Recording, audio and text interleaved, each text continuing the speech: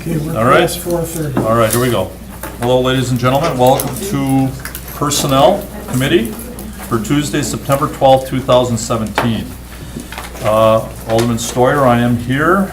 Alderman Moore is here, and Alderman Slottick. Alderman Dwayne may be here later, but I believe he Probably has excused. a family issue, so. All right, next, the adoption of the agenda. We have Move an adoption. Okay, and that would be with the approved agenda, correct? Correct, with the amended agenda. Okay, all in favor? Oh, wait, Let's wait. make Oh, the amendment. Is this Alderman Zima? Excuse me, go ahead. All I right, think you're gonna have the presentation first. yes, we're gonna, You could take- yeah, hold on. We'll do, I move that, We'll I get you. move that item 9 be inserted after item 4. Second. okay, all in favor? Aye. Aye. All opposed? Okay, that passes. Move to approve as amended. Okay, Second? all in favor? Aye. Aye, all opposed? Okay. Next, we have the approval, no, do we have the approval of the minutes yet? Aye. Not yet, okay. Do we have a motion to approve the minutes from August 8th? So moved. Second? All in favor? Aye. Aye, all opposed? That passes. Number 4, presentation by Dr. Carl Nolenberger, Associate Professor Emeritus at UW Oshkosh and City Manager Administrator Forms of Government. Dr. Carl? What's that? We need to open the floor. Let's do that. I'll make a motion to open the floor. Second? All in favor? Aye. Aye, all opposed? Okay, you may start. Okay, I gave you, everybody handouts in addition to having the PowerPoint, but there's some handouts that are not on the PowerPoint screen, so. But I'll just start off. What I wanted to talk about today, or is invited to do, is discuss various forms of government here in Wisconsin and options that you have here in Green Bay.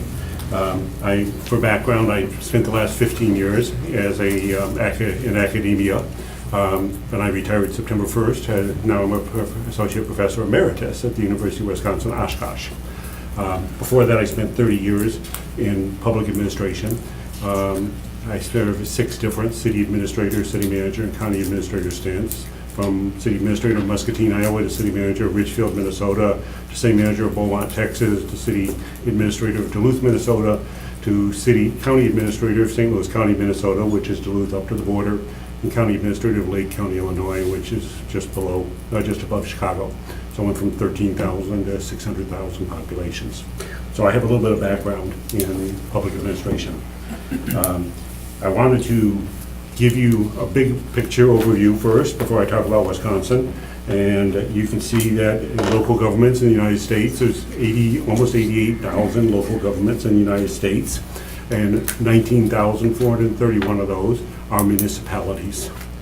Here in Wisconsin, there's 3,120 local governments, as you can see, and 592 of those are municipalities. And the lowest state in the nation is Hawaii with 19. The largest state is Illinois with 6,994 units of local government. So Wisconsin's about in the middle there. Additionally, for background, I want to make sure you're aware of home rule and its availability.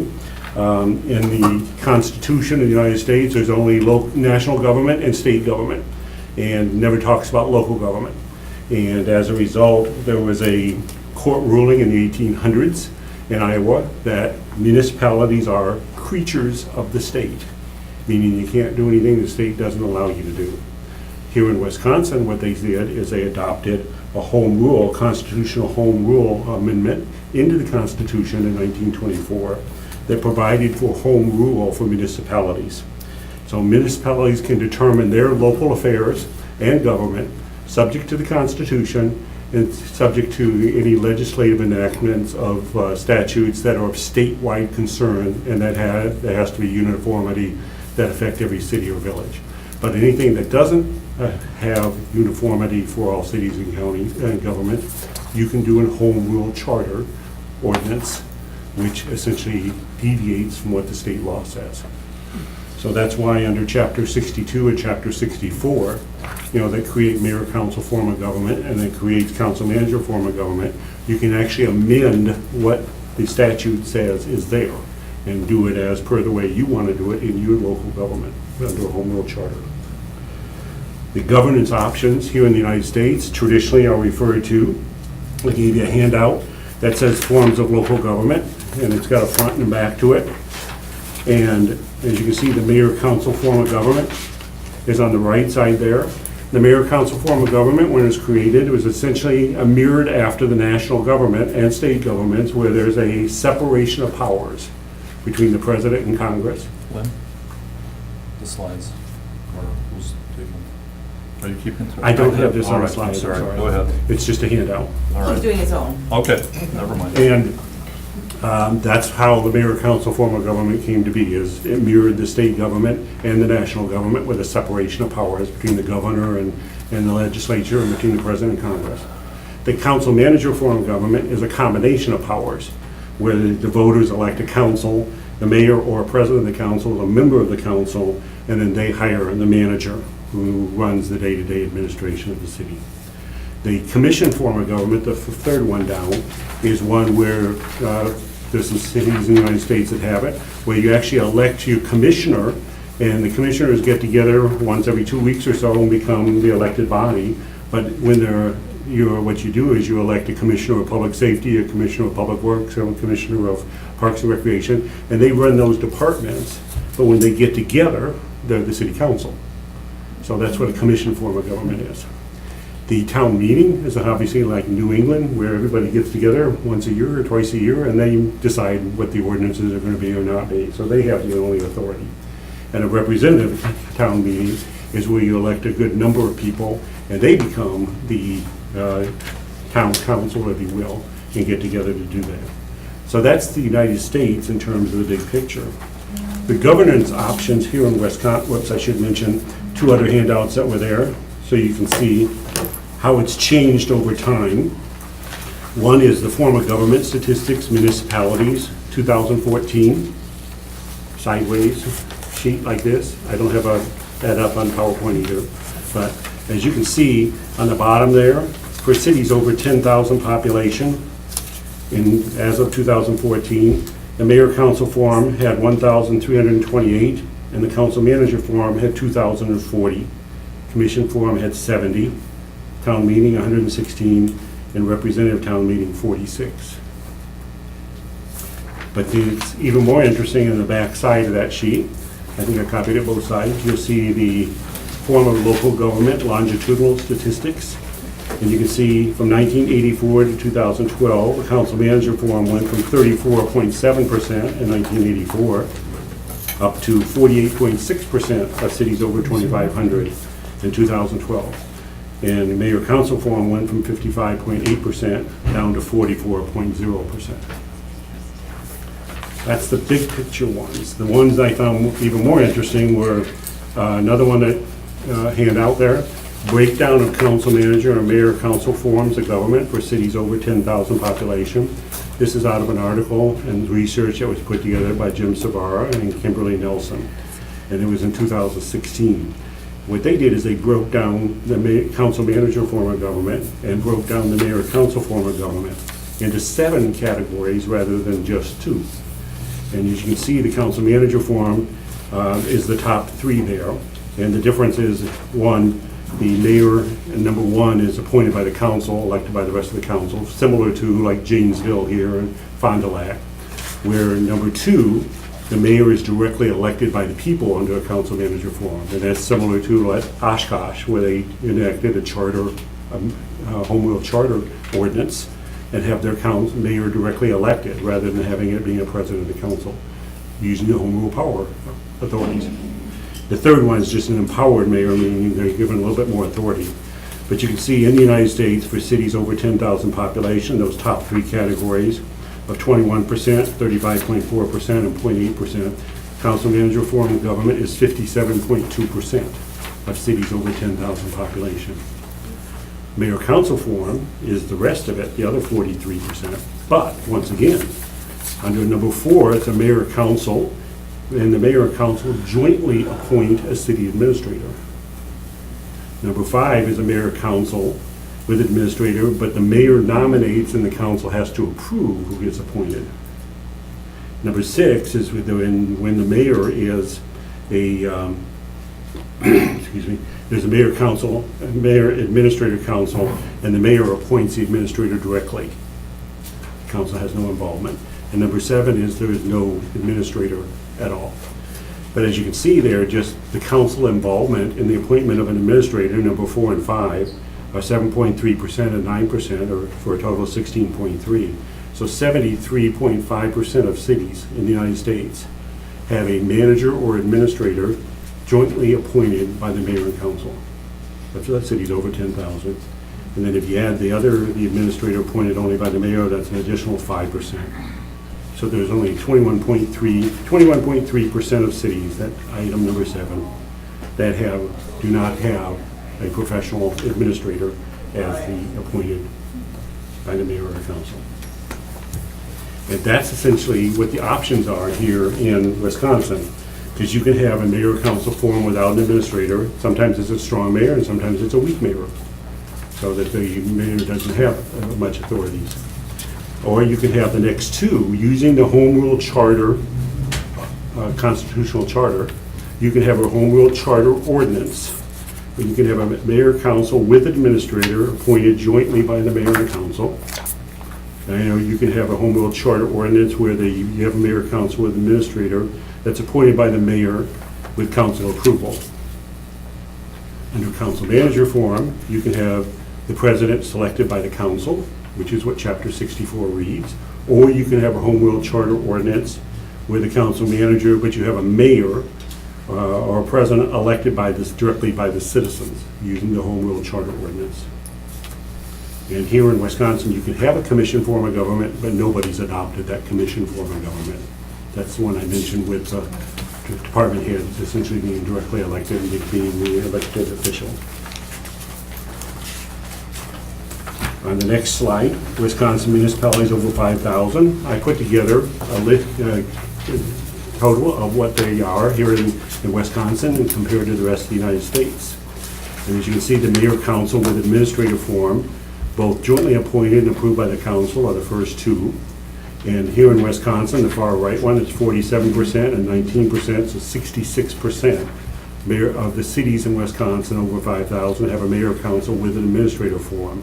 In the United States, you can see it's 16%, 7% and 9% there. The council manager with president of by council and council manager with a mayor directly elected.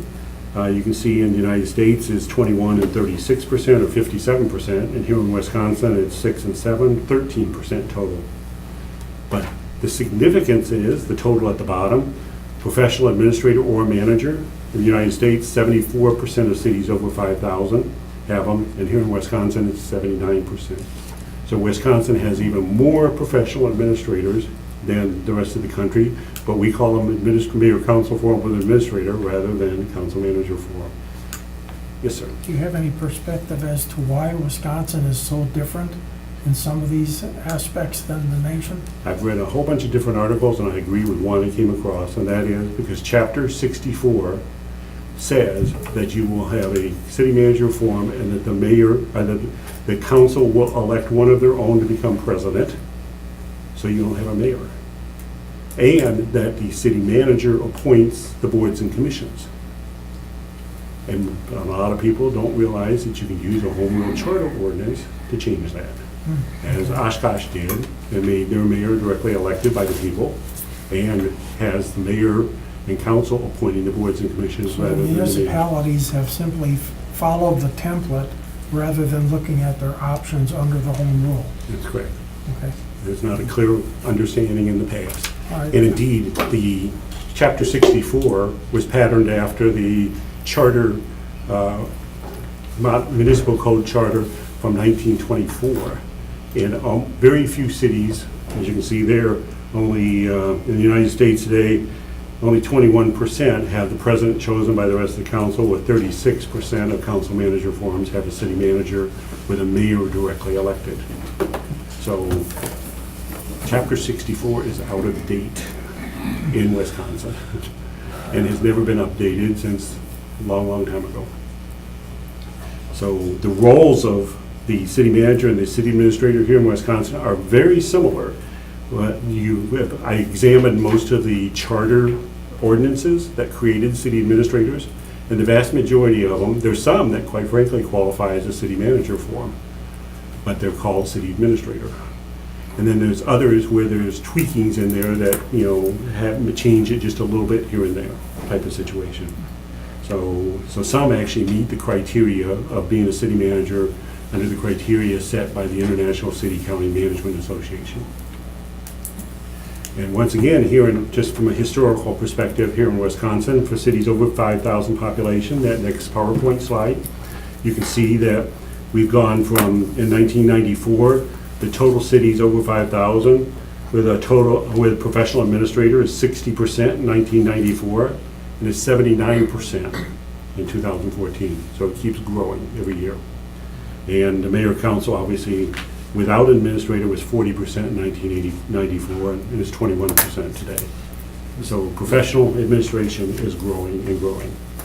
Has there been enough documentation out there to find out what success that things have developed over time with I'm this sorry, type of, I missed that. with this type of system? Did you find that has there been any studies that have been done over time that have shown success one way or the other in your estimation? In terms of the different forms of government? Yes. There's all kinds of articles out there on both sides. Okay. If you read the IBM IBM Business Center, they found that the costs, administrative costs relating to council manager form of government is less per capita than administrative costs for mayor council form of government. So you'll see those types of elements, and you'll find also that there's usually less confrontation involved in council manager form or mayor council with administrative form than there is with mayor council without an administrative form. Confrontation in the decision-making process.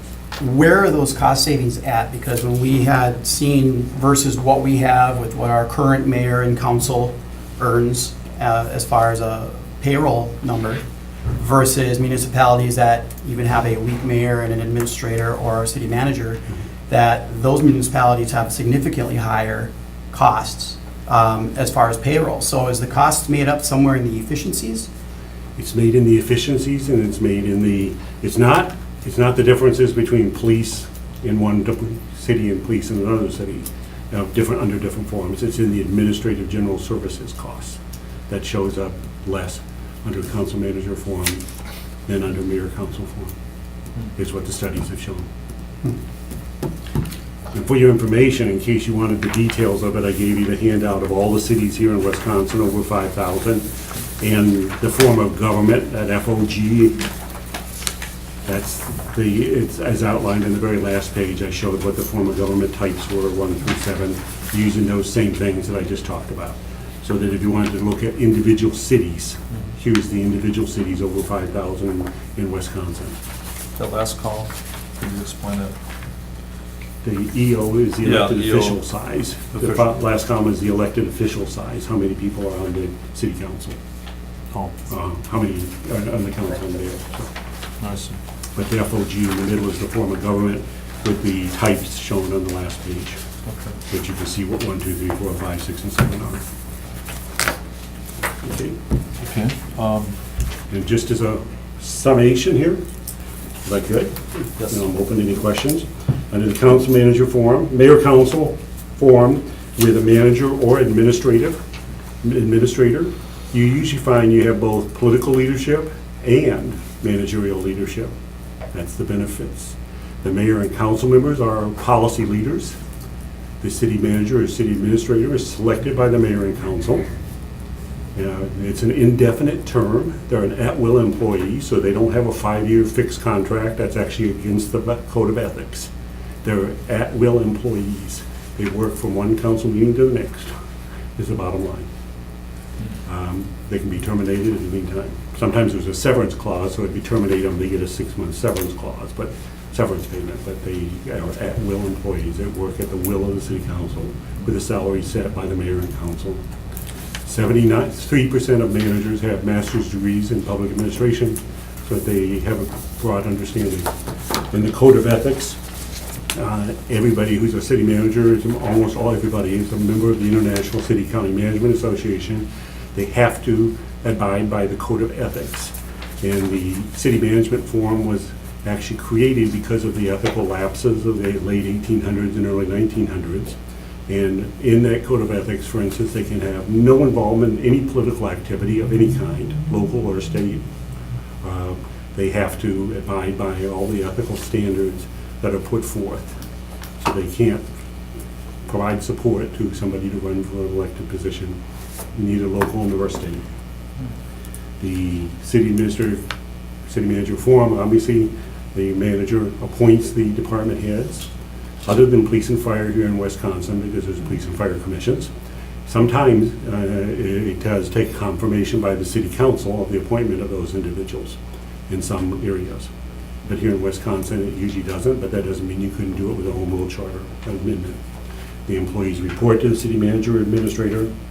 Obviously, the budget creation and recommendations come from the city manager or administrator to the elected body. And policy alternatives, analysis and recommendations are made. And I want to emphasize once again that it's part of the ethical code of city management that they have to provide those alternatives. They can't provide just one recommendation without providing all the rest of those alternatives available. So that's a quick summary. I hope I did it in a decent amount of time. Oops, took a little bit more than I was supposed to, sorry. Well, thank you, Carl, for that. Committee, do you have any questions? I have a question. Joe? Are there any recent case studies in Wisconsin for municipalities that have converted, say like within the last couple of years? And then what kind of growing pains do they see when they convert from this has been a form of government here for a long time, and if we were to move forward and change this, what kind of growing pains would we expect to see? Who determines the duties? Once we switch the level of government? I'm not sure. Question again? Yeah, I guess has anybody any municipalities recently switched to a city manager form of government? To a city manager form, no. Lots of people have switched to the mayor council with administrative form. Or that? Yeah. There's been that, as you can see, over the last 20 years in that one chart, one slide I did, it's gone up quite a bit from 60% to 79%. So it went from 74 cities up to 111 cities in that 20-year period. What was the first government that you know of that went to that city manager type? In Wisconsin or in the United States? In Wisconsin. I'm not sure. In the United States, it's Stanton, Virginia, but Okay. but in Wisconsin, here in Wisconsin, I'm not sure. Okay. I want to back up and ask a fundamental question. You're using the term city administrator and city manager. What is the difference between those two? Totally depends upon the local ordinance. If it's a mayor council with administrator, if it's a city manager, you've adopted Chapter 64. If it's administrator here in Wisconsin, you've adopted Chapter 62 with a mayor, and the mayor council with an appointed administrator. And then the local ordinance, the home rule charter ordinance, you create and you decide what it is, authorities. Okay, so the duties and authorities are really at local option. That's correct. Okay. Totally. That's why I say some of them, the ordinances I examined, it was the same as the city manager's authorities and responsibilities. And others, it was not. So how do you distinguish? So I mean, so we've got all these different governments in Wisconsin. Some, have chosen to have their city managers called city managers. Others have administrators, and the duties vary based upon local determination. How do you decide which one you categorize as a manager read of the government ordinances. versus an administrator? Yeah, what I did, and when I did that 1 through 7, what I did is I went into their online. For the most part, their ordinances are available, and I could look at the home rule charter or ordinance, and I categorized it by one category 1 through 7 based upon that. Okay, all right, thank you. So that's my research. I thought I heard you say that where there's a manager, there's not a mayor. It's a mayor council administrator, and when it's the manager, then there's a manager council form. I thought there was no mayor. Maybe I misunderstood you. The council manager form, you can have, if you use Chapter 64 of the state statutes, you have a president of the council that's elected by the rest of the council. So there's nobody who's directly elected by the voters. But like Oshkosh did, they did a home rule charter ordinance that changed that, got rid of the president of the council, and instead have a directly elected mayor. But in the manager form, there is no mayor, did I understand that correctly? No, under chapter 64, there is not in Okay. Wisconsin.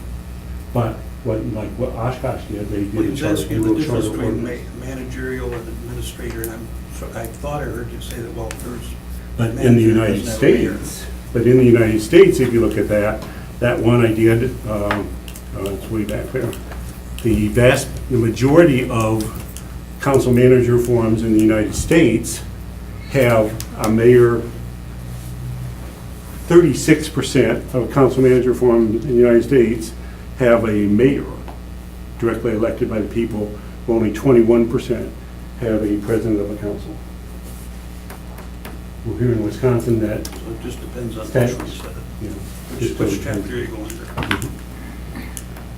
I think, so it sounds like at the end of the day, and kind of what I'm most surprised to hear from your presentation is that under home rule, there is broad latitude for municipalities to pretty much design what they want. That is correct. Within, using chapter 62 and 64, as long as your home rule charter ordinance does not violate any issues of statewide concern. Okay. And what gives us that freedom is the fact that those other chapters are not uniformly applied across the whole state. Correct. I see. That is correct. So there's lots of discretion around that one. Fascinating. You brought a lot of information forward. It's very interesting. I think some more study will have to be done by our council as we move forward. I did want to make a note that Alders Zima, Nenning, and Dorf are here as well. So, are there any other questions? David? Can I just ask one question? I know that sometimes when there is a change in form of government, that it's sent to a referendum so that citizens of the community have an opportunity to provide their input. Is that a typical thing, or is it strictly, up to the current council? It's real common in the United States for form of government to be a referendum. I have not seen it that often here in Wisconsin, Okay, but it's common in the United States. thank you. Is there anybody else? Thank you very much. Thank you very much for your presentation.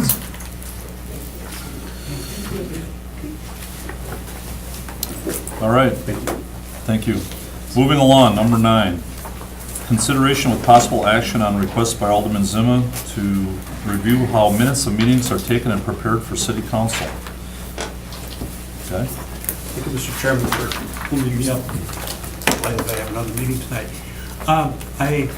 The last thing I want to say here tonight is any criticism of our city clerk's office. I think they do a fantastic job with what I consider a small staff. And I think they're constantly asked to do more and with less resources to do them. But if anybody those of us who serve on both the city and the county will notice a big difference in the minutes. The minutes have become, it's been haphazard, sometimes they're better, sometimes they're worse here in the city, but more often than not, they've become almost meaningless. And the effort to go forward here is just to put down the motions of what the committee recommends without the discussion. And they say, well, it's all on tape. Well, who amongst us is going to go and watch all the tapes of all the meetings? Not that we couldn't, but that wouldn't be, we tend to pay most attention to what our committee does and our responsibilities, our varied responsibilities, as well as our legwork in the district. And then those minutes are very important when there's a subject that's of particular interest to us. And, the minutes can and I think should be a great benefit because it brings fellow members up to speed as to what the pros and cons are, or the differences of opinions that arise at the committee level. And that's a benefit to be able to read those and kind of bring yourself into the picture. Because as you know as well as I do, we're not all experts on everything.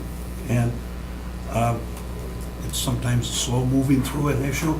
And even hearing from people outside our council, that helps bring us up to speed. So I feel that the minutes are really an essential part of having us govern effectively. And I realize there's budgetary considerations, but I think this is one area where I think we've been very lax. And we've let it drift downward rather than upward. And, you know, the difference, for instance, in the county and the city here is that the county board actually has employees. We have an internal auditor that can do studies for us, can review budgets more closely than we want reviewed. It's an employee of the county board of the legislative branch. We also have 2 full-time secretaries. And they, by and large, take the minutes, and they do a fantastic job on them. And when you read the county minutes, you will get, maybe laboriously, more than you want, but it's there. And you would at least see very distinctively what the different opinions are, what the questions are. It's covered in detail. It's good reading if you want to read it. Our minutes have become to the point of they're not useful at all. Because they just tell you what the end result was. And of course, anybody can call it, you know, one of the staff, or we can call our fellow members to try to find out things. But, you know, with our busy lives, it doesn't work that way. I think good minutes are essential to good governing at our level. We used to have 24 aldermen. I went to 23 for a period of time. Now we're down to 12. We're part-time people that have larger responsibilities. Double the constituencies, double the committee work, and these minutes are very important, very important. But there's a resistance now, and I can understand it. They don't have the personnel to do it. Well, it's time to add some personnel. You can do it in different forms, of course. You could contract it. In the county, we used to contract because we had a full-time and just a part-time secretary. And then we were contracting to fill in for the minute taking at the meetings. We ended up opting later on to have 2 full-time secretaries, and we very seldom have to call anybody from the outside. And those are the people that know the business the best, and I think they produce the best minutes in the end because they're constantly doing the business of the council or the county board in this particular case. So I would like you to consider for budget time this year adding some personnel to the clerk's office to do the council's work. This is part of our work. We used to have the services of Mr. Hennig for decades, and that I came, you know, real great respect for him. And he was assistant to the mayor and the council, and then for a while I think it was just the council, but he could correct me on that. But we had very little resources, and I think the only resource we had at that time was somebody was connected with the mayor and the council. It's sort of a problem with separation of powers as far as I'm concerned. But the minutes are bare minimum that we have to have. In our big budget, if we can't afford to provide good minutes, we might as well fold up the cards. Because nobody's going to go and start reviewing what goes on at all the, try to find it on the internet and go to YouTube or whatever. And it hasn't been very well functioning. I guess we're going to try to make some improvements on that. And I think that, and I don't think there's anything wrong with that either. In fact, I very much appreciative of it. I think I was the person, the alderman that took the initiative to get the coverage of, for instance, meetings like we have here tonight. That everything is very well recorded. And Question? Yes, so Tom. those minutes themselves are very important. That's what comes out to us. And I don't think every single word has to be written, but wherever there's contention, they should be covering both sides of it. I know this has started up here because I didn't approve the minutes of one of the Protection Committee meetings. It was regarding the Oval Office. Not that this is important, this is just an example. And, well, the person was asking for an adult amusement license. When the very basic questions that were asked, the person had a very difficult time answering. In fact, were contradicting themselves. It was almost laughable.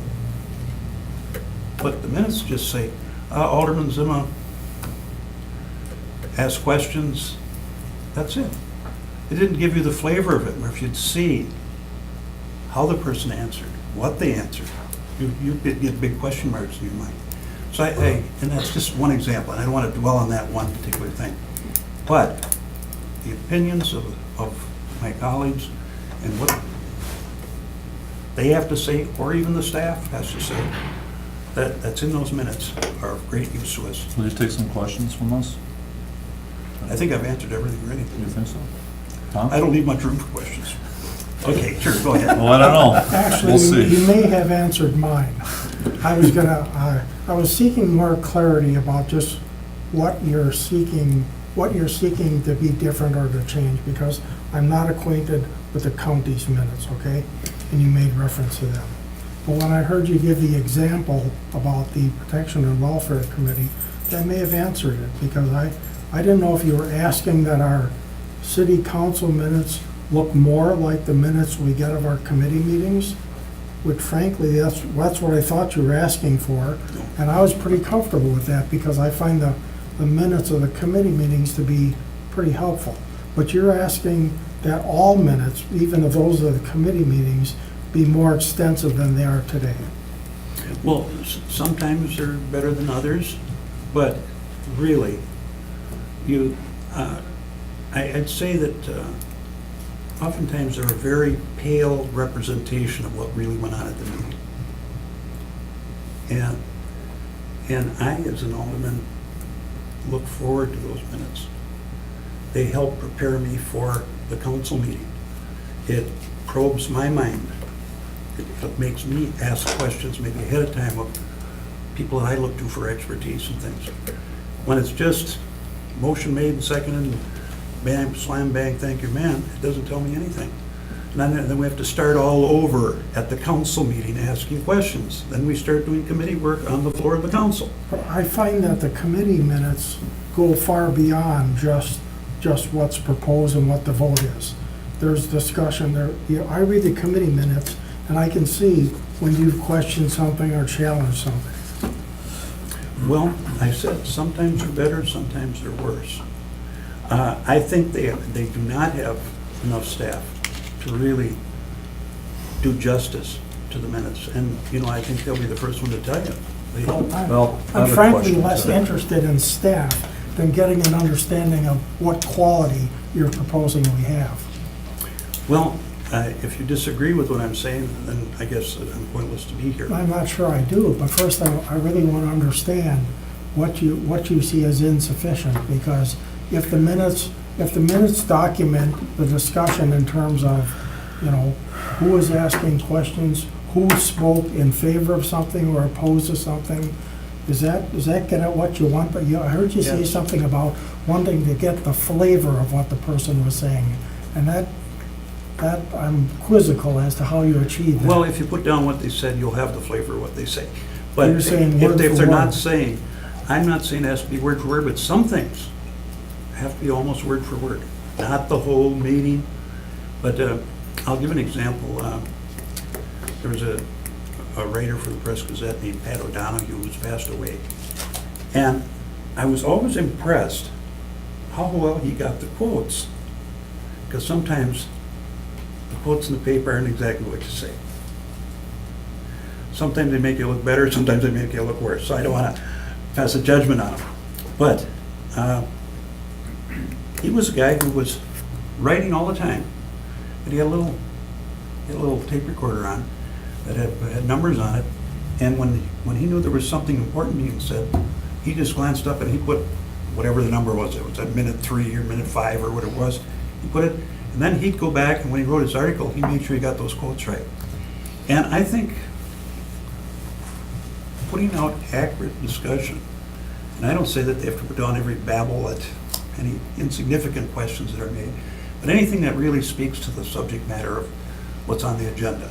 As you know, 3/4 of what we do is routine, maybe more. The routine stuff we're not so worried about. It's when there's contentious matters, I think things have to be written in detail. and time has to be spent on it. And you can't not spend time without spending money.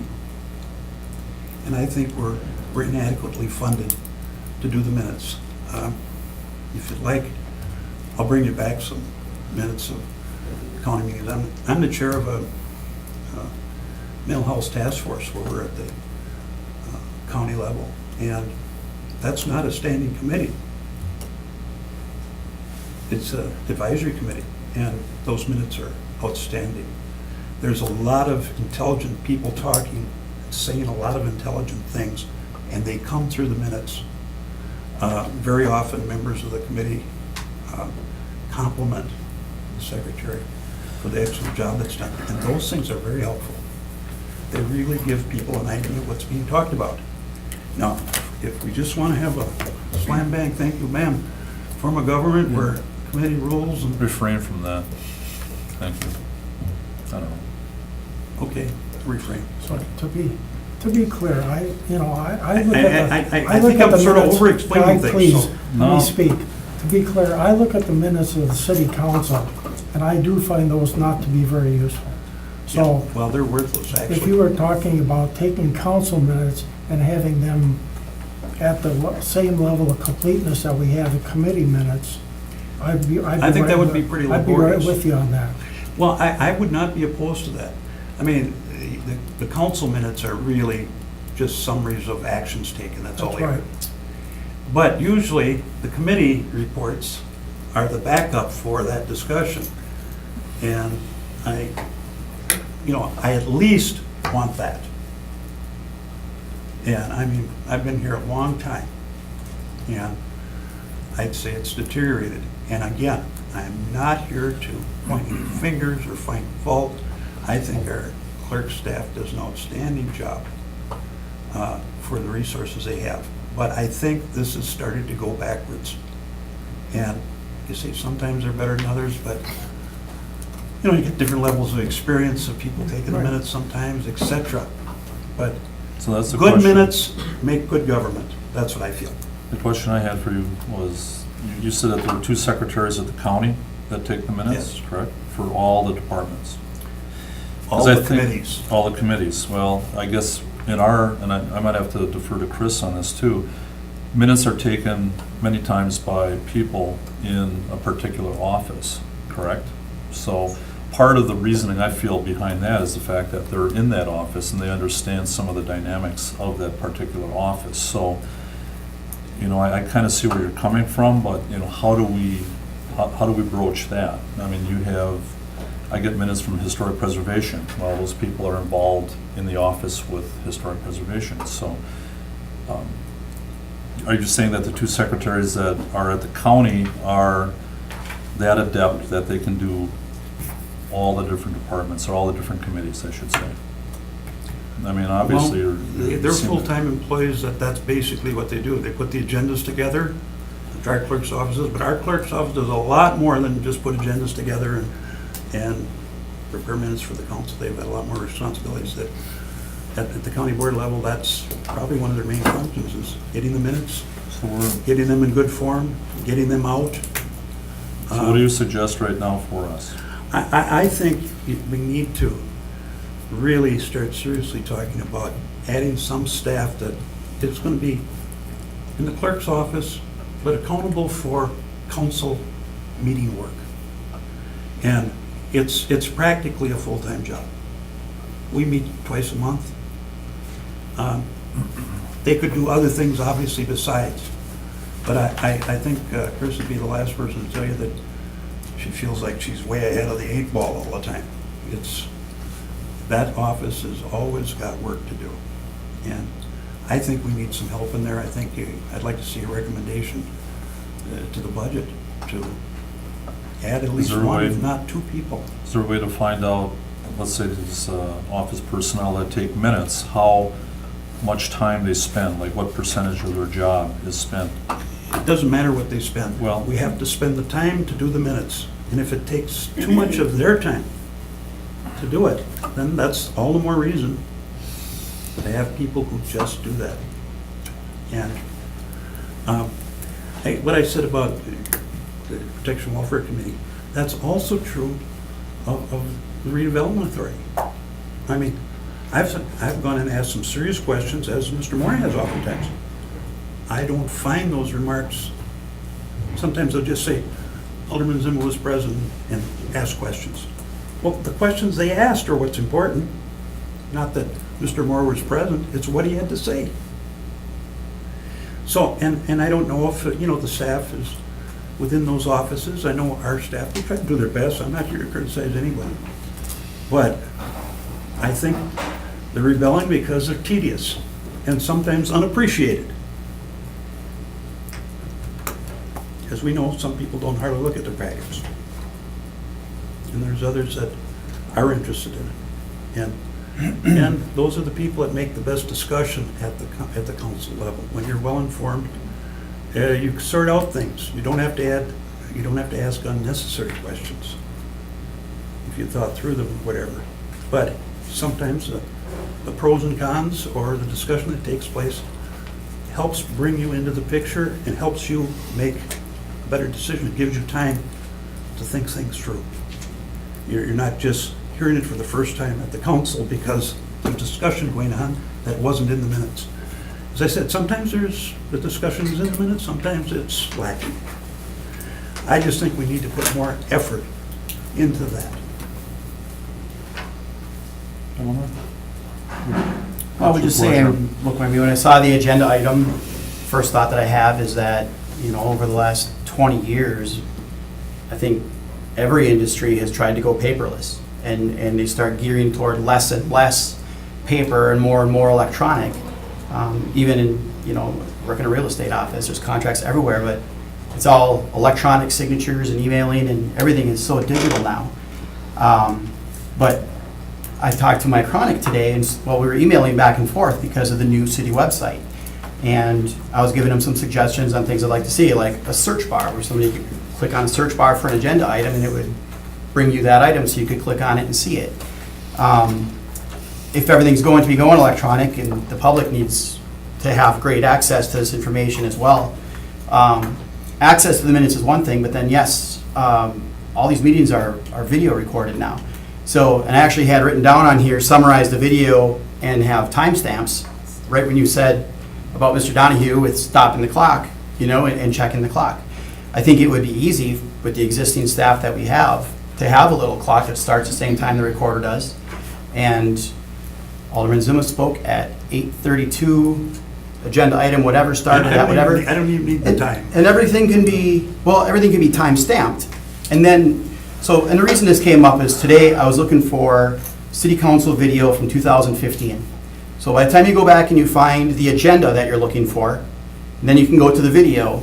But it was a 4 hours and 40-minute meeting. So, Find them. right. So, There must have been a couple of them ago. right. Yeah. This was July of 2015.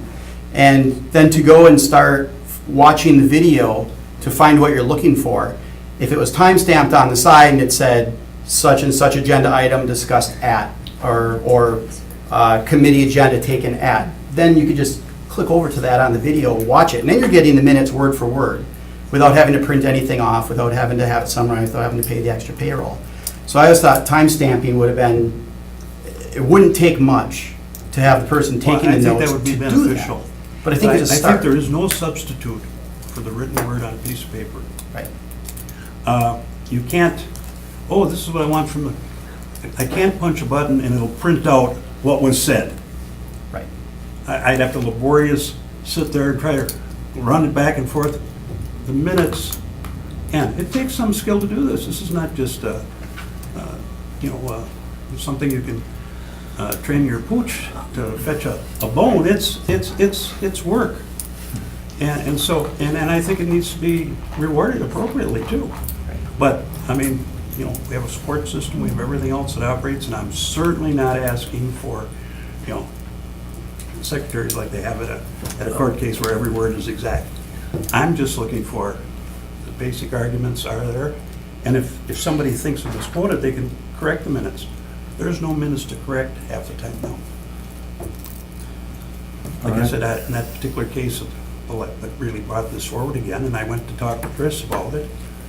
And he says, well, we're getting away from that, you got the electronic and all that. Well, the electronic does not substitute the written word. It really is not helpful that way. It's not something you can look at and study and call somebody and ask them a question about it or whatever. But I think, I'm just repeating myself, and I ask your forbearance on that, but I really think the good minutes make the good government. Some don't appreciate it. That's their problem. Those that do appreciate them, it's important that they're there. So I would like to see us put some resources to it. I don't know, when's the last time you had a new employee in the clerk's office, Chris? New position, Yeah. they've cut. They haven't had, They've cut, there you have it. but So it's just, I think if you don't have the resources, you just, I can only do so much in a day myself. And it seems like I have less and less of my life, as Let time me goes ask on. another question. I heard you earlier talk about the minutes capturing the flavor of what someone said. Okay. It would seem to me that Mr. Moore's idea, which would facilitate the ease of going in, seeing and hearing what the person said, would actually better capture the flavor than words on paper. I think when there's something that gets your interest in those minutes, and you see it, you might want to search it further and find out exactly what was said. But we depend, at least I depend on, the minutes to try to keep me informed, and I like to hear what the conversation between the various members are, if there is discussion. Some things, like I said, are very routine. They don't require much thought, or I shouldn't say thought, but don't require much minute taking. Aren't the minutes, I mean, when someone takes minutes, they'll be writing things down, but they will also go back to the tapes and Well- incorporate that into it as well, Well, so. over in the county, some of our rooms are also like room 200 over there. And they, when they do the minutes, they're listening, going ahead, they're going from their memory, and then they're checking the tape, and then they go ahead again. And, I think it takes some getting used to, and some, desire to do it, but I think it gets easier the more you do it. It's just like anything else. Yeah. First time I grabbed a basketball, I threw it up there 10 times and I didn't get one, but after I tried it 1,000 times, well, I got to get 4 or 5 or 6 or whatever. That many? Okay. Well, I'm All right, probably I jealous. think we, But anyway, it's important, and they've gone downhill. Anybody who says it's otherwise, and it's Okay. not to point a finger or to blame anybody. It's just the nature of the beast. There's not staff time to do it. And there needs to be staff time. I think everything we've done electronically is fantastic. I have great pleasure that everything's recorded, because I'm not afraid to stand by anything I say. But there are people who've been known to say one thing here and then they say it was something different later. But, so I'm happy about that recording, but that doesn't substitute for the minute taking that helps us efficiently make our decisions at the meetings. So, you got your meeting? what you'd like to do about it, I'm suggesting that, why are we cutting back the clerk's office? Why is it always, you seem to have money to throw at the birds for all kinds of stuff. We'll look at it. But the basic things, this is real basic. This is basic government right here. And then we're gonna start saying, well, we're just gonna, because Chris told me what they're planning to do is just go to putting the motions, just like you see on the council minutes. They're pretty useless. And for heaven forbid, I don't want to see that be our standard for committee minutes. Okay, well spoken. You got another meeting coming up then. Yeah, I know. I'm just listening to you for a little while. I've talked too much. Is there anybody else? I'd almost like to, Barb, go ahead. Sure. What I'd like to say is that, as I listened to Alder Zima, I heard that it would be very convenient for alders to have these minutes, but I'm not sure what service this does to the public. I think it would be a redundancy, and as a steward of the taxpayers' money, there are two ways. You can come to the committee meetings, and you can hear what's going on. You can watch the committee meetings, and you can find out exactly what went on. You can look at the agenda, and you can fast forward, and you can scroll back and forth. It's pretty easy once you get used to it. So I would be very opposed to hiring more personnel and spending that kind of money to take minutes when there are other ways that as alders, we can get the information that we need and get the flavor of what's being said. And that's all I'd like to say. Thank you. Maybe if we got Director Grenier, an extra engineer, you could train them how to take minutes. I don't understand. Well, I was thinking, if you're gonna start adding staff to the offices, I mean, we really gotta take a real good look about where they're really needed. I mean, we've added staff to get an ambulance out, you know, in the Red Smith area. We've added staff to get trees trimmed and shave a year off of our cycle there. I mean, we've added staff where it's needed, where we're going to see a immediate result of some type. I don't know that adding staff to make sure the minutes are better is the best use. I think if we're going to add staff, there's better places to do it. I think using the existing staff that we have and maybe putting different expectations on them toward the minutes. Again, not writing everything, but again, the timestamps at least gives you a resource to go back and say who spoke at this meeting. Well, here's the whole list of everybody who spoke, and what time did they speak. You can click on it, and there you are. You know, and again, like my emails with Mr. Honig today.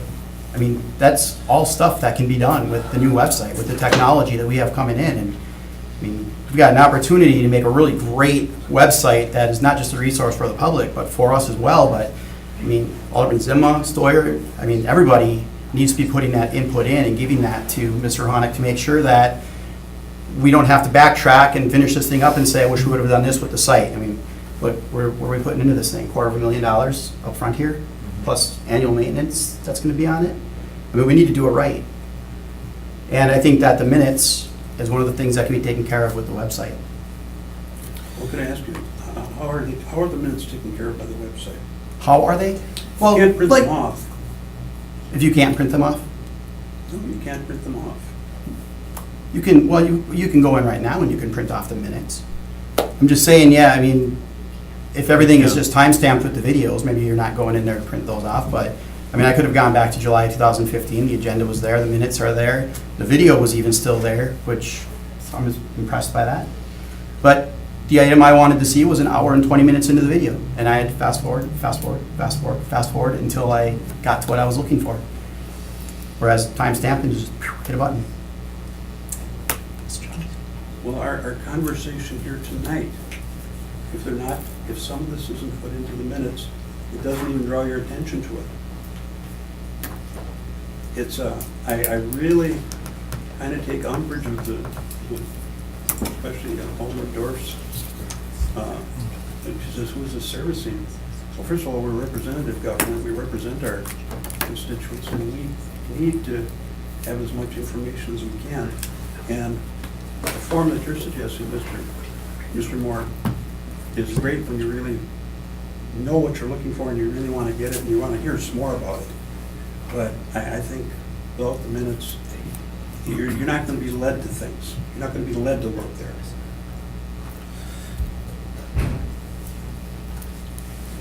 Vanessa? Thank you, Alderman. So just to address one of the questions as far as whether or not the minutes would be taken care of by putting them on the online. A memo was actually included in your packet tonight regarding what the obligations are as far as taking minutes go. The only thing the city is obligated to do is keep a record of the motions and the votes. How we do that is entirely up to the city. In fact, it's actually within the clerk's purview to decide that because it falls within her duties.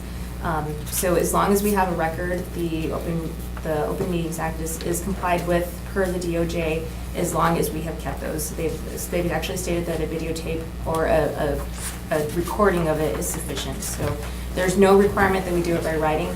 We just do it as a matter of prudence, essentially.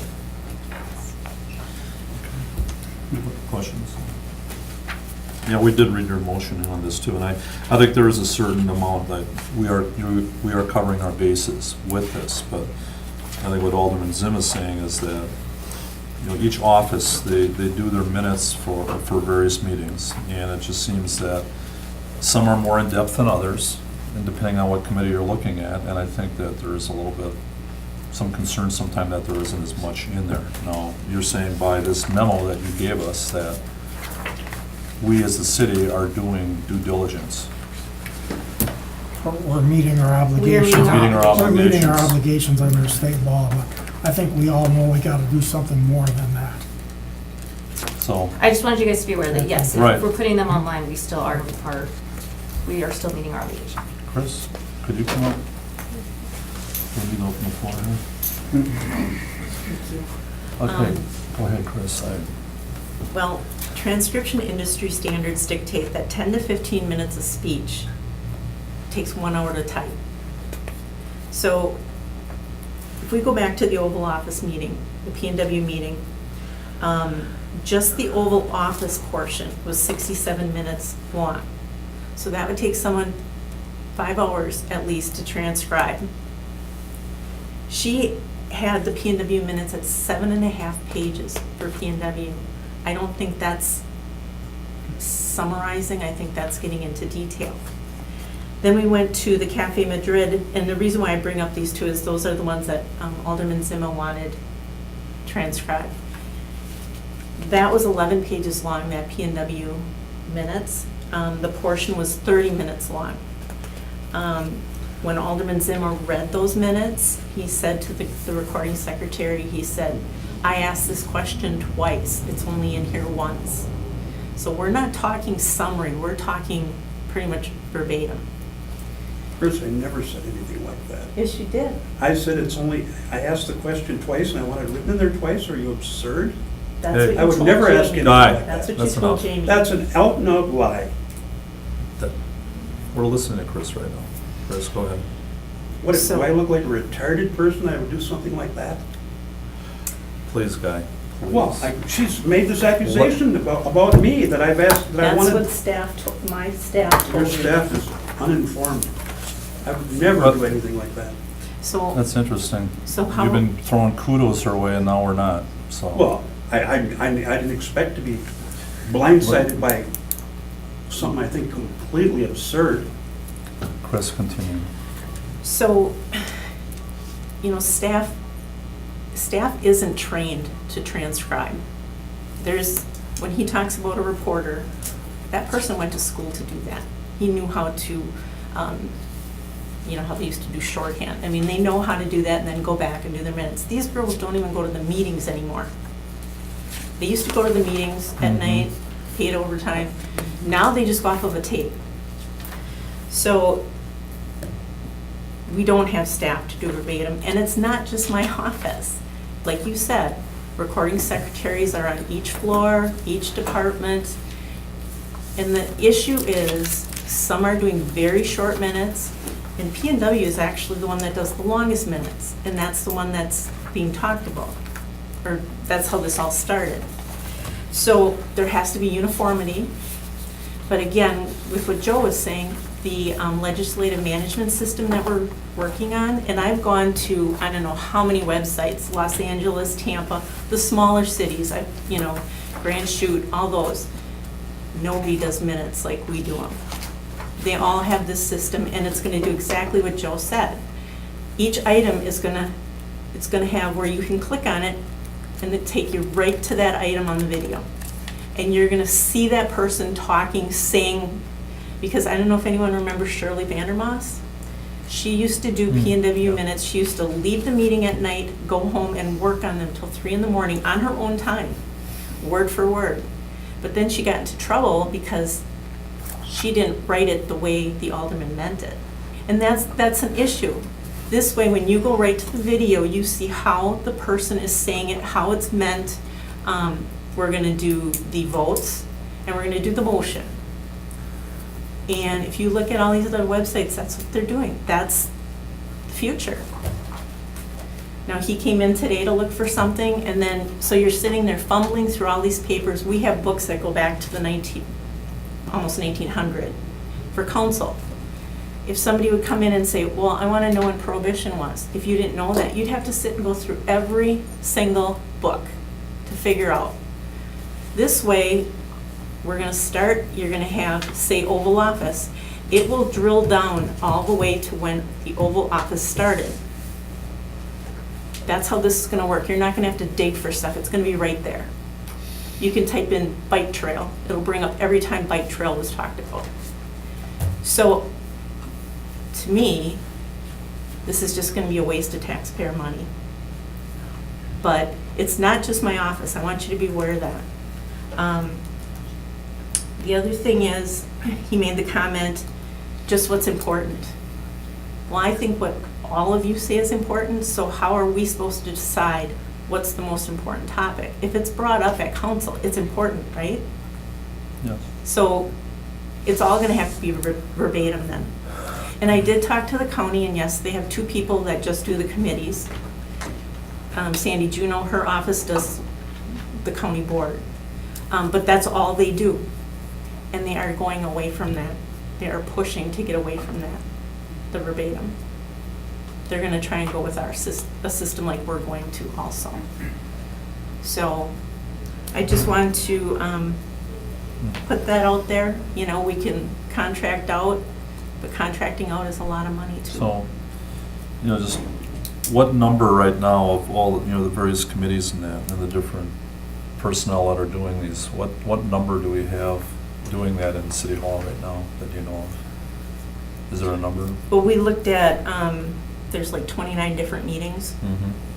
Mm-hmm. If you take 5 hours to transcribe 1 hour, 25 hours worth of meetings every 2 weeks, if we contracted out at $20 an hour, that'd be $65,000 a year, All right, now we do it in-house. but not verbatim. So that is an expense, 65,000. So, anybody have any other questions for Chris? Thank you, Thank you. Chris. Thanks, Chris. Go ahead, Guy. First of all, I consider that an exaggeration, because nobody was asking for verbatim, absolute verbatim. And yes, somebody's judgment might say, well, this was a routine thing, I didn't think it needed to be done in detail. And somebody else might say, oh yeah, I think it should have been. But that's, when that comes up, and it happens rarely, but it does happen, we amend the minutes. People come and amend the minutes, but there's minutes to amend. Somebody on the committee will say, I didn't quite say it that way, or I at least didn't mean it that way, I want to change it, and somebody change the minutes. But, you know, I think what I'm hearing is that, well, they just don't want to do them. And I don't know where this got the idea that the county's getting away from doing the minutes, because the minutes just keep coming all the time. And I know. I heard that. There's been, the chairman was making some motions, you call it modernizing or whatever, but that subject has come up a couple of times on the county board and has been thoroughly, the status quo has been kept. And the minutes have really been excellent, probably. They were really pretty good all my career there. But I know as chairman, I was chairman of the county board for 4 different terms. I always put high regard to the minute taking. If you guys if you think that it's an easy thing to just say, oh, I guess I want to go find out what they were talking about, X, Y, or Z, and I'll go plug in the tape and I'll just look for that. That is not practical at all. That is not a way that the world operates. I think having those capacities, once you are intensely interested in something, those tools become very useful, very good, very time-saving. Guy, one thing I see happening is you're saying, you know, add 1 or 2, a position in clerk's office. You know, we have many different offices in the city, different departments. I think it would be very Well, I difficult. You think- might have to hire more folks than just one, Well, not just one, just you know, many. Rome wasn't built in a day. Yeah, I don't know. I'm And just saying. I Be careful what you came- wish for. I came here and, you know, to ask for the extra help if it was needed. We've heard, They don't have time. They don't really want any more pressure. They want something that's easier.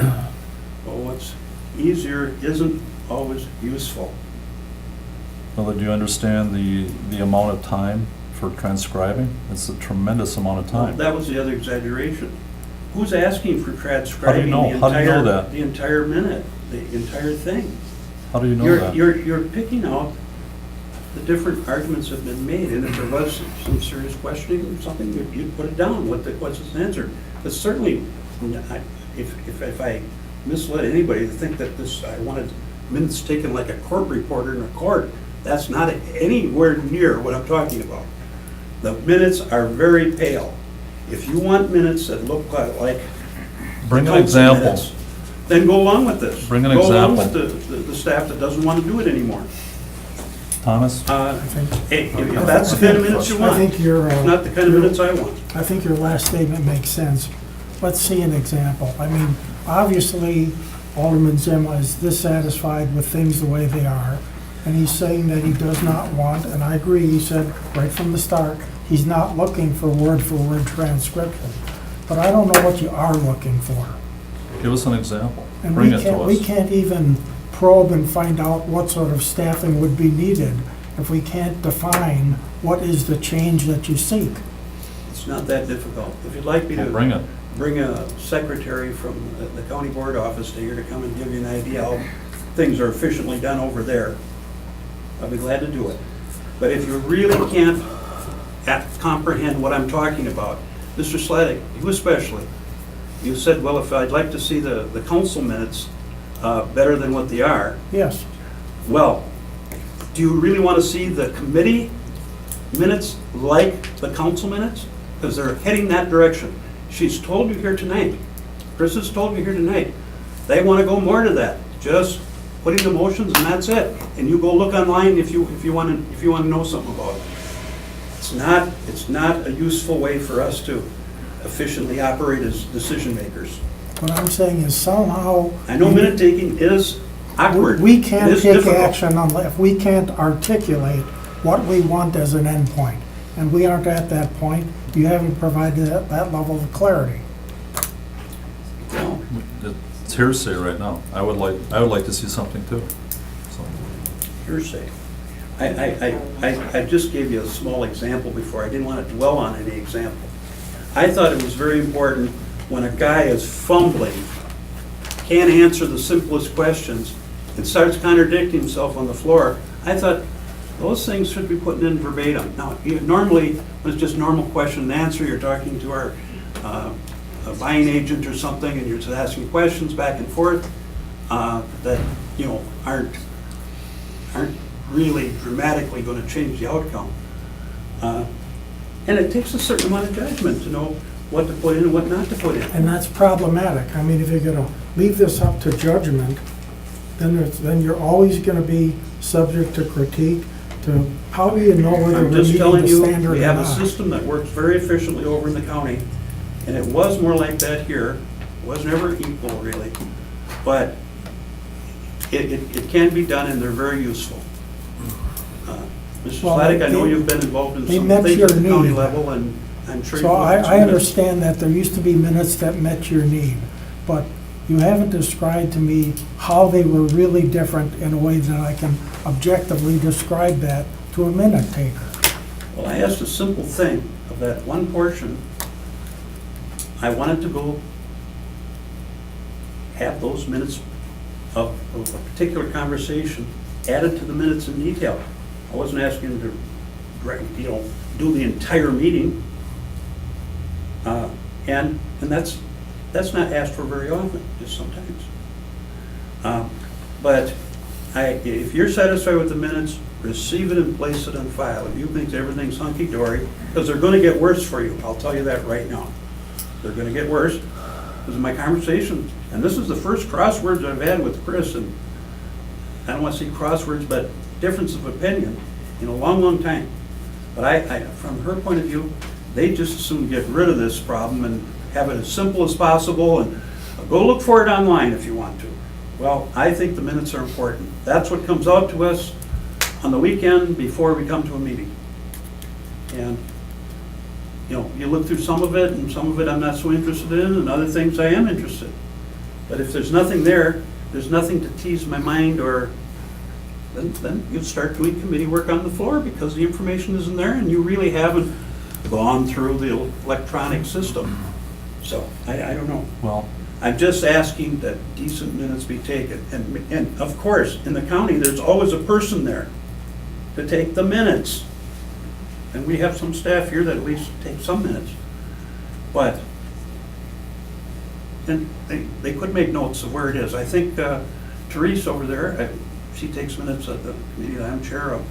And I think she's got the tape running all the time, and she does make little notes. When she hears substantial conversation, she makes a point that the substantial conversation gets put in great detail. Maybe more than some people would want, but at least it's there, and it's informative. It is good reading. Well- It's like the difference between reading the New York Times and the USA Today. all right. When you read the Nobody New York reads either, Times, print.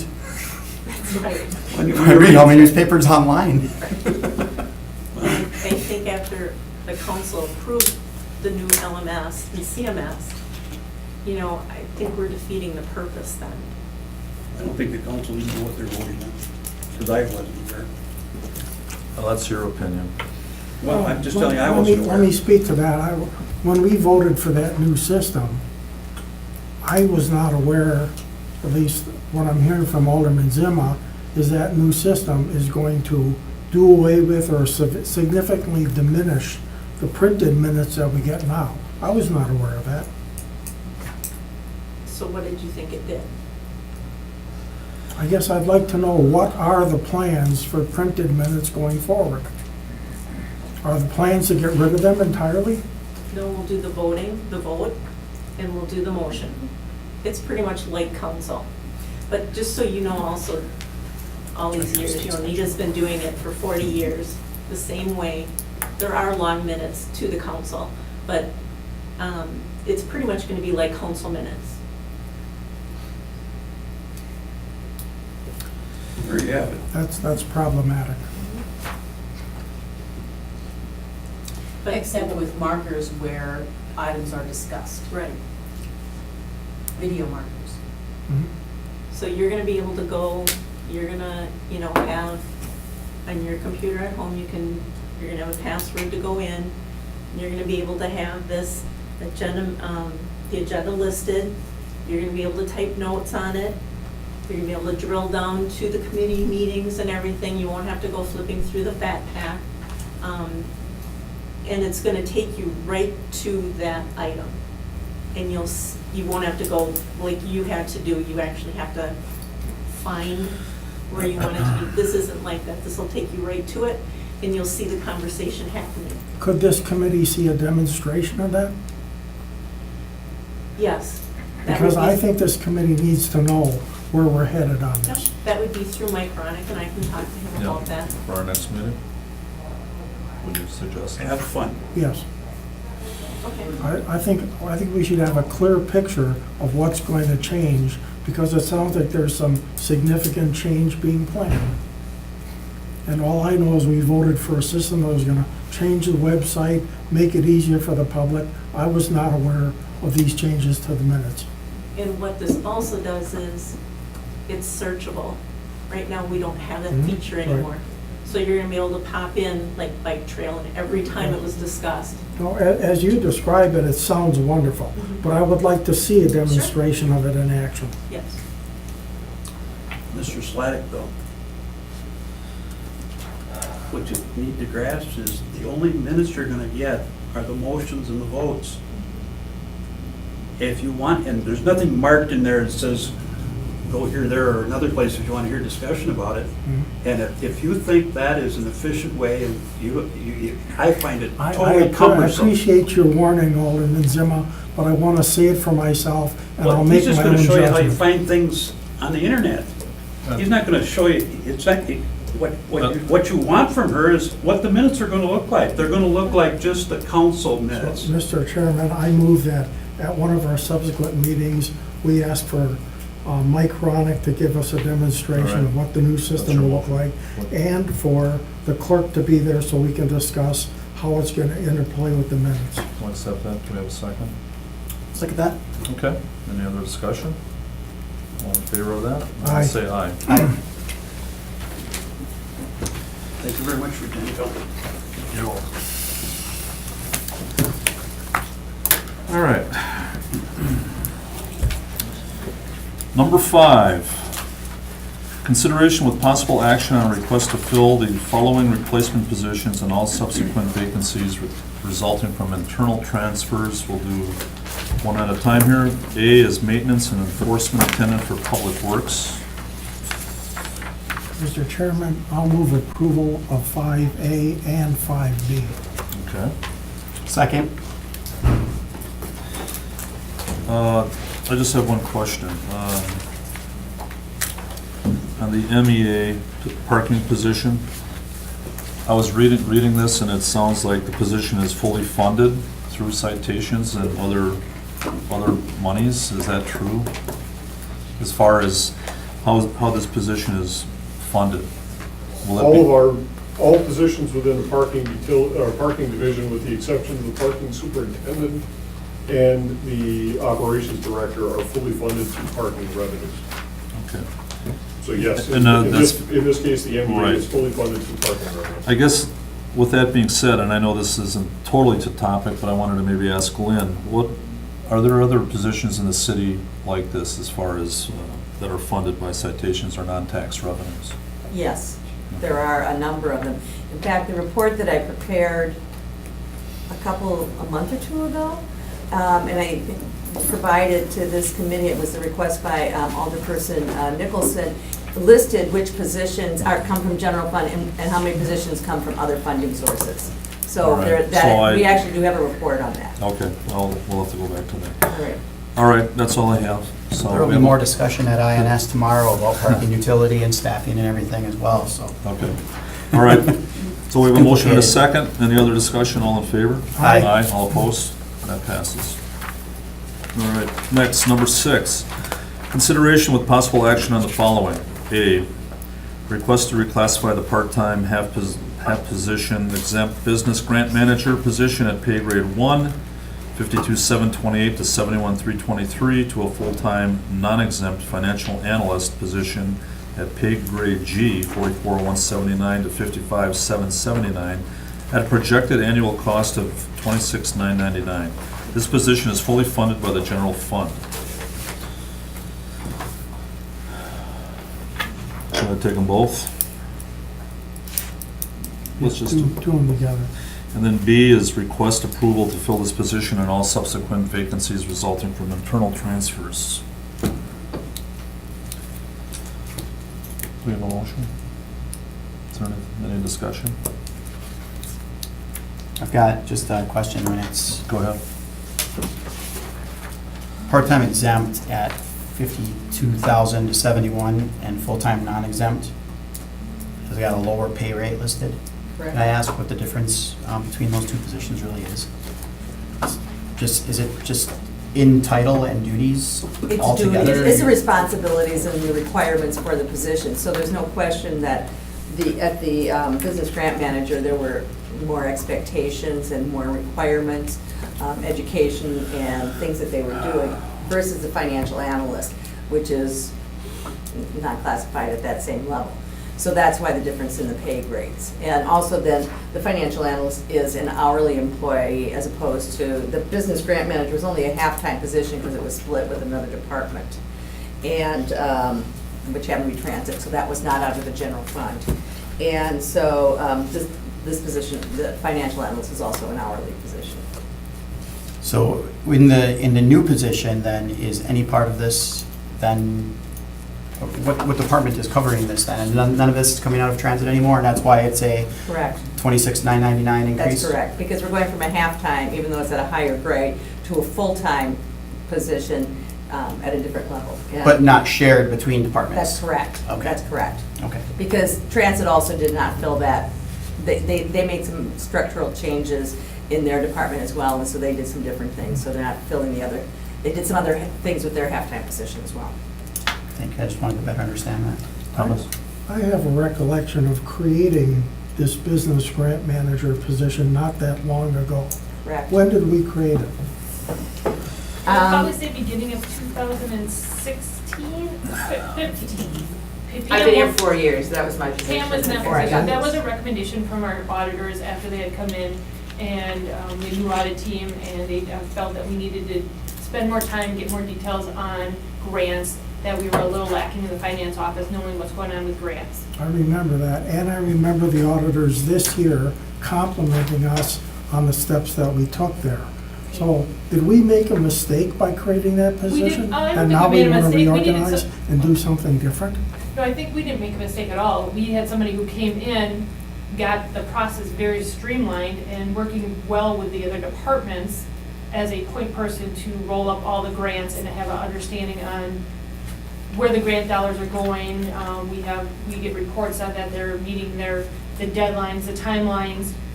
So what happened is when we thought we took half a position, and it did take a half position to do the work that was recommended by the auditors. And so this person, fortunately Pam came in, and when we had our new ERP system came in, we did the conversion from our old to our new. Pam ended up being, out of those 20 hours we got a week, she worked on grants, and she also helped implement the whole new computer system. She learned the chart of codes, she updated the whole chart of accounts. We couldn't have done it without Pam, or we would have struggled more without having Pam at that implementation. So that half position over the last couple of years has been doing grants, other projects, and also the whole implementation. Now our system is in place, things are running smooth. Pam has kept some of the higher end grant items. What we would be looking to do is some of the grant spreadsheets, collecting paperwork, organizing, structure, that would go to the financial analyst, but we also have a list of 20 plus more projects that are currently being done by the assistant finance director or the finance director. In many cases, our spreadsheet work, ongoing weekly, monthly type of reports that an analyst could pull this information together, even updating debt schedules, TIF schedules, keeping things updated on a regular basis so that Pam or I can make more decisions, bring it to committee, make changes and move things forward instead of sitting at our desk and updating spreadsheets. So what we were trying to do is shift this position, the dollars that we had gotten put in our budget 4 years ago, and try to get a person who can help do regular ongoing projects and keeping our projects going, reducing the backlog we have in projects in our department. Would there be any reason to leave this position as is until the end of the fiscal year? I mean, as far as having a cost savings, or is this something that has some kind of expediency as far as getting it done? Just we're getting farther and farther behind this, but we're really down that position. We've had an open position, really we've been down in staff since December 2nd. Dawn left December 2nd, I took that position really in January. So then we were down to that full-time person. We then took our part-time person in March or so, April, and moved her to that. So we've been just down a position, so obviously new in our roles, taking a little time for training. We're just falling farther and farther behind. So you've already done your part? We might have covered our turnover, vacancy for the year, but. But actually, you're down a half a position. We are, but yes, for 6 months we were down. So is Really there, a full- my question, is there a way for you to organize the work such that we can go forward with a half-time position and not have to upstaff by a half a position? Yes, of course, that was my second ask. If you said no to this, I would say, what if we would attempt then to try to hire maybe a 0.6 or a 0.7 financial analyst. I'm still not sure that we need to bring another grant manager back in, because again, I think the task that we could rearrange in our department, Pam would keep more of some of the grant, higher level grant things where she has to go into the grant, she has to draw down money, which is already come to me that part of the treasurer's function, keeps those tasks, but we would just rearrange some of the things on our desktop. If we needed to, I would go to that, ask, could we do a 0.6, I think it's 0.65 FTE would be equivalent and it'd be the same dollars at part-time, benefits, and that would be really a wash from 17 budget, and then as we move to 18, it would be the same dollars that we had for one budget over another. I would be more supportive of that at this point, and then as a need is proven, I mean, if we come into next year and we just find that we just need it to go to full-time, then it could be brought back, but I would support going to a .65, and I'd make the motion to approve that up to a .65 position. I'll second that. Okay, we have a motion and a second. Any other discussion? All in favor? Aye. All opposed? Okay. Next. Consideration with possible action on out-of-state travel request for development specialists to attend the Mayor's Conference on Entrepreneurship in Oakland, California, October 25 to 28 of this year, at no cost to the city for room, board, or transportation. Sounds pretty Move good to me. approval. Second? Okay. Any other discussion? All in favor? Aye. I just had, okay, that passes. I just had one question, Lynn. When you were talking about this out-of-state travel request, can somebody just explain on the bottom, it says additional information, it says equitable economic inclusion. I don't know if anybody can help me with that, I think otherwise that the it's... individual who's requesting the trip is here, can you answer that? Could you just answer that? He's our new development specialist, so. And name again? Matt Buchanan. Okay, Matt. Good to see you. Good to see you. What's your question, I'm sorry? Well, it's just the additional information, they were talking about 3 discrete policy areas that you're gonna be learning about. One was equitable economic inclusion. Yeah, that's something I'm looking to learn more about too, actually. I just want to go to this conference. The Kauffman Foundation reached out to the mayor's office and offered to send the mayor or an economic development staff person to this conference to focus on these 3 pieces. They just reached out to us recently, so I don't know, I don't have very much information. Okay. I'll wait to hear from you, I guess. Yeah, very interested in learning more. Okay. It has to Mr. do with, Chairman, Yes. let me just add that there is volumes of information about this on their website. Is there? So if you were to go to the Ewing Marion Kauffman Foundation, who funds this, Okay, you will see all sorts of information about this. all right. Okay. Summaries of last year's conference, which the mayor went to, you could ask the mayor yourself. There you go. Okay, I could thank probably you. tell you. That's all I need. All right, we'll be past that. Next, number 8. Did you do 7B Oh, as well? 7B. On the- I apologize. I'm sorry, that's the new, that was the The piece that was 7B. added on the All amended right. agenda. We got it. Public Works laborer to attend American Public Works Association, APWA, National Snowplow Rodeo in Fort Collins, Colorado, September 26, 28 of 2017. Estimated cost per meal, $75. I just want to mention this individual took first place this year, and I think took second last year, so they would like to So send there's him to pride. represent the state. as well 2015, as the he city. placed 5th in the state. 2016, he placed 2nd in the state, and this year he placed 1st in the state. So you'll be representing the city of Green Bay and the state of I Wisconsin. have a question. Why is my memory saying we dealt with this back at our July meeting? I think Nathan is on some committee that had something to do with the setup of this. Is that correct? Okay, Mr. Grenier? Nathan Walkendorf is the state's fleet specialist and serves on the state's rodeo committee. And Nathan is also traveling as a state representative to the same National Snowplow Rodeo. And that's Not what as a we got. participant, as a judge or as an Okay, official. so that's what we dealt with in July. Yes. So this is a second person. Yeah, we just had the rodeo last Wednesday, All right. and Darren Olson won the state state. Now I first place in understand. the I state. just, my memory was telling me we did this already. We've dealt with the rodeo, yes. I'll move Could we, it. Now we're dealing with the winner. Could we put a contingency on here that when an alderman receives a phone call about just poor snow plowing, that they just call his cell phone direct as a reward for sending him there? I will second this without that caveat. Okay. All right. Any other discussion? All in favor? Aye. Aye. All opposed? Congratulations, by the way.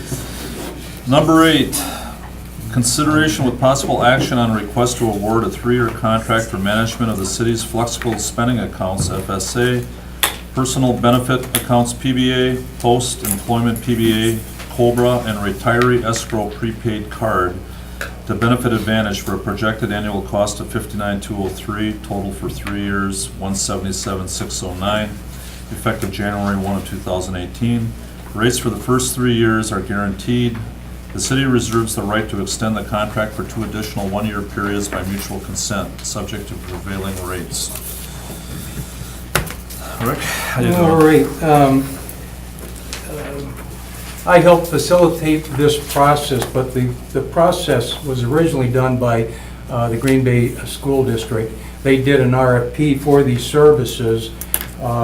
Lynn was working with M3, our health consultant, and we asked to piggyback on the work that they had done. But as we got into it, we realized that we had different needs than the school system did. So we kind of did a hybrid. We used the preliminary work that the school board did, but we had some changes. So what we did is we re-interviewed all of the finalists that were approved by the school board and had them re-quote of their proposal based on the city's needs. And the results of that are on the summary that I believe you should have received in your packet. Right, we have. Okay? And so we're recommending the award for these services to Benefit Advantage for a total amount. And there's a conflict here, Lynn, because the amount on the amended spreadsheet that you did is different than what is on the agenda item.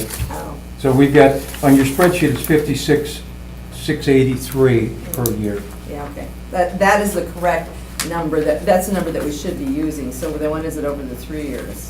Yeah, 170, you know what, I know why.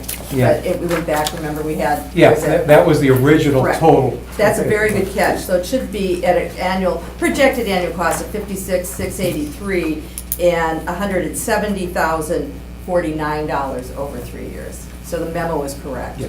Correct, okay. Now I'll make a motion to approve that. I'll second. All right. Any other discussion? All in favor? Aye. All opposed? Thank you, Rick. Thank you. All right. Already 9. Number 10, request by Alderman Slonick to review the police department table of organization. Yes, we don't need to spend time on this. I asked for an updated table of organization principally because at our last meeting, we were dealing with appeals to the rates that were established. Correct. And this item came through, and it really wasn't a rate item, it was a change to the organization chart. Correct. And I think if we're changing the organization chart, that ought to be handled separately. And so we ought to see the change, Correct. much like the change in the organization chart was in the packet for the previous item we talked about. Correct. Correct. So I'm ready to receive and place on file. Thank you. Second? Okay, any other discussion? All in favor? Aye. All opposed? Thank you, Chief. Yeah, Thanks, Chief. yeah, yeah. All right, next.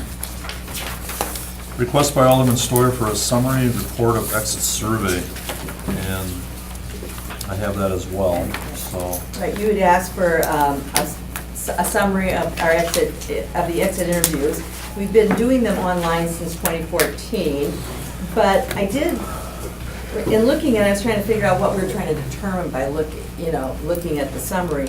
And I thought the more interesting thing is really, if you look at that first section, to look at how many retirements and how many resignations we've had in each of those years. So you can see what percentage of our turnover is due to retirements, and what percentage is due to resignations. For example, in 2014, 62% represented retirements.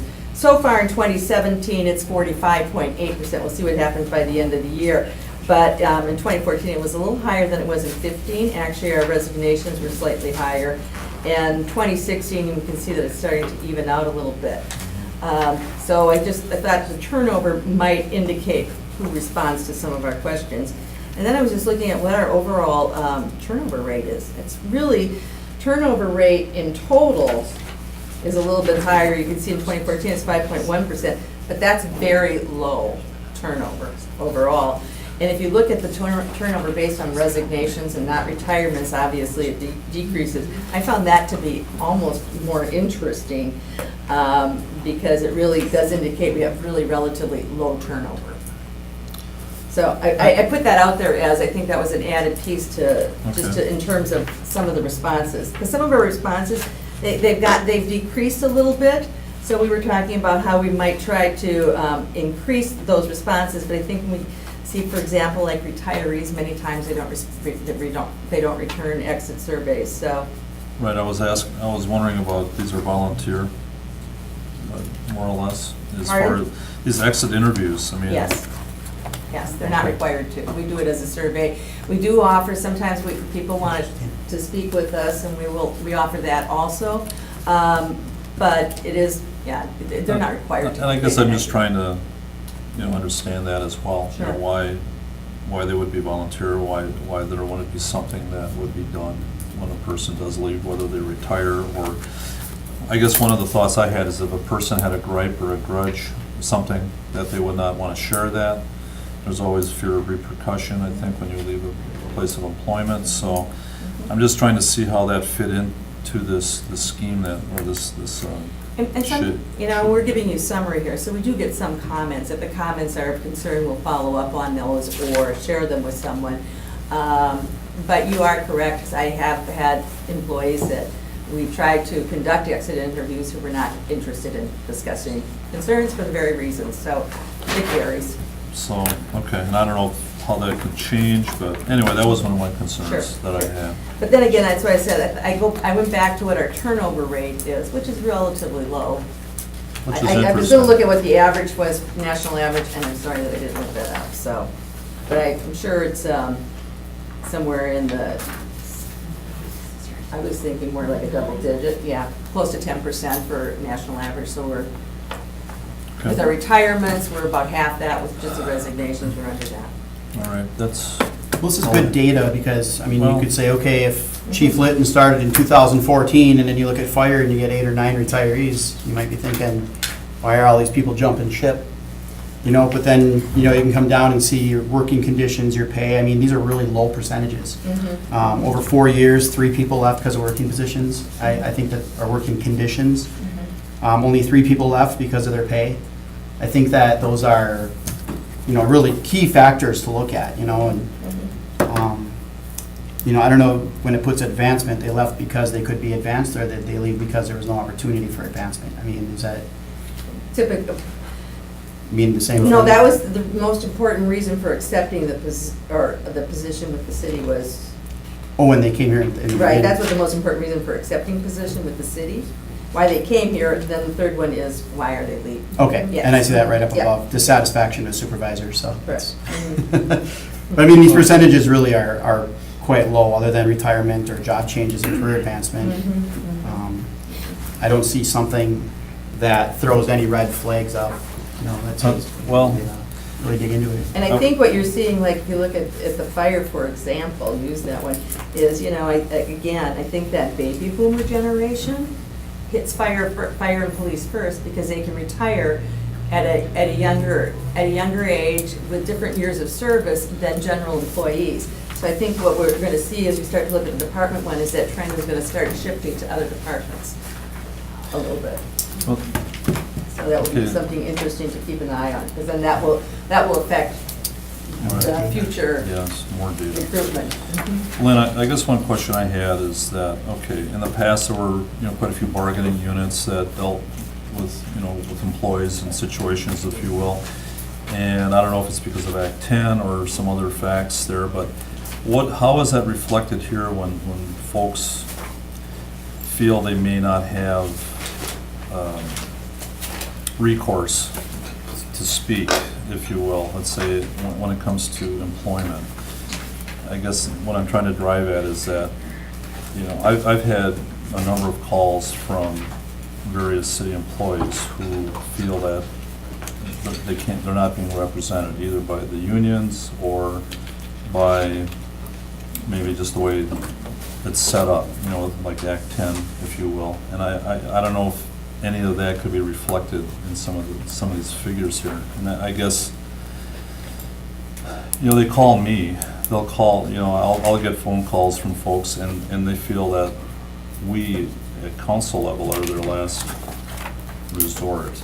Now, I don't know if that's just in some isolated cases, and I guess being on personnel committee, I guess the concern I have is that when folks do reach out to council members, you know, what recourse do we have? You know, so I guess that's another reason I was looking for information on exit interviews, you know, that type of thing. And I know it's a slippery slope because a lot of folks don't want to talk about some of those situations. What I find though is I've had a number of employees that have called me and talked to me, so I don't know, you know, that's a whole nother Because now you're talking about active employees as opposed to the Right. these are people that are leaving us, so you're at, you know, what is the So I voice don't- for actives?